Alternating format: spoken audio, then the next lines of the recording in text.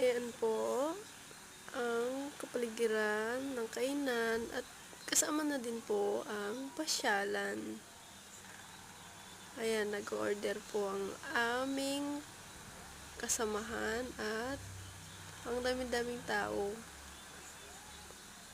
Kapag nakapunta po kayo dito, malalanghap mo ang simoy ng hangin.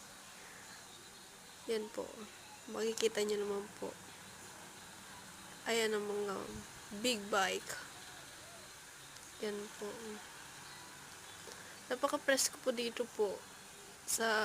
Ang tinatawag dito ay Sapang Balas. View deck. Ewan, basta ganun. Ayan. Napaka-presko.